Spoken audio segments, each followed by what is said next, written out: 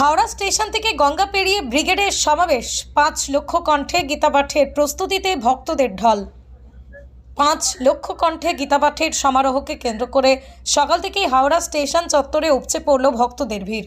সনাতন সংস্কৃতি সংসদের উদ্যোগে আয়োজিত এই বিশাল ধর্মীয় অনুষ্ঠানের জন্য রবিবার ভোর 7টা থেকেই ভক্তদের আগমন শুরু হয়। স্টেশন থেকে পায়ে হেঁটে ফেরিঘাটে পৌঁছে ভক্তদের গঙ্গা পেরিয়ে কলকাতার ব্রিগেড মাঠে যাওয়ার দীর্ঘ সারি চোখে পড়ে।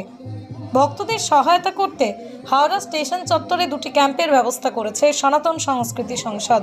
বিভিন্ন জেলা থেকে ট্রেনে আসা সাধারণ ভক্তদের পাশাপাশি বহু সাধু সন্ত মহিলারা পুরুষরা দল বেঁধে গঙ্গার পথে রওনা দেন। কারোর হাতে খোল করতাল, কারোর মুখে জয় কৃষ্ণ জয় শ্রীরাম ধ্বনি। আনন্দ উল্লাসে মেতে উঠেছিল গোটা পরিবেশ। আয়োজকদের দাবি 5 লক্ষ কণ্ঠে গীতাপাঠের এই অনুষ্ঠানে অংশ নিতে শুধু বাংলার জেলা শহরই নয়, ভিন রাজ্য থেকে বহু সাধু সন্ত ভক্ত এসেছেন। তাদের সুষ্ঠু চলাচলে পুলিশ প্রশাসনও সজাগ ভূমিকা নিয়েছে। হাওড়ার ফেরিঘাটে ভক্তদের ভিড় সামাল দিতে নিরাপত্তায় মোতায়েন ছিল পর্যাপ্ত পুলিশ বাহিনী। ব্রিগেডের উদ্দেশ্যে যাত্রাপথে ভক্তরা জানান, ধর্মীয় মহাযজ্ঞ সফল করতে এবং সমাজে শান্তি ও সাম্য প্রতিষ্ঠার বার্তা ছড়িয়ে দিতে তারা এই গীতাপাঠে যোগ দিচ্ছেন।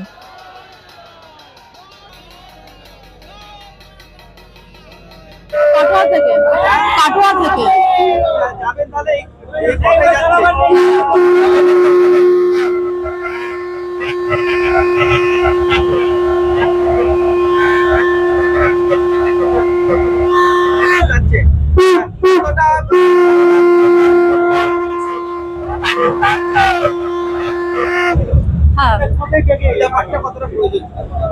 গীতাপাঠটা 100%ই প্রয়োজন। প্রত্যেকটা মানুষের জন্য এটা খুবই জরুরি।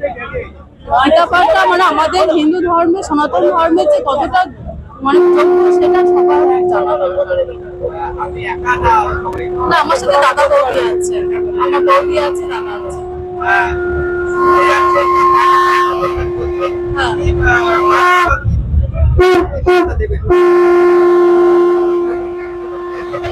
যে আমাদের যে নতুন যে জেনারেশন আছে তারা আমাদের হিন্দু ধর্মটা ভালোভাবে জানবে, এইটুকুই আমার বলা। আমার নাম মিতা দত্ত। মিতা দত্ত, বর্ধমান রসুলপুর থেকে।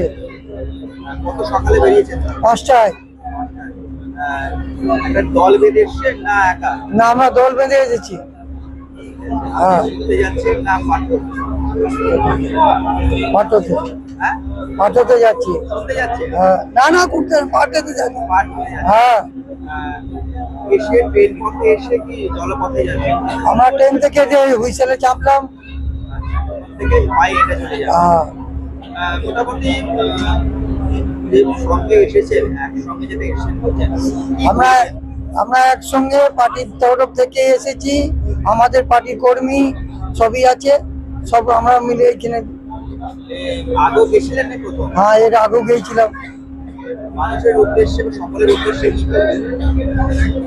ভালো লাগছে এই আশাটা, মানুষের সঙ্গে একটা গীতাপাঠ হবে, হচ্ছে, সব মানুষ জড়ো হবে। এটা হিন্দুরে আমাদের সবটা দেখা যাবে সম্মেলন কি এত হিন্দু আমরা একত্রিত হয়েছি। আপনার নাম? রামকিশোর শর্মা।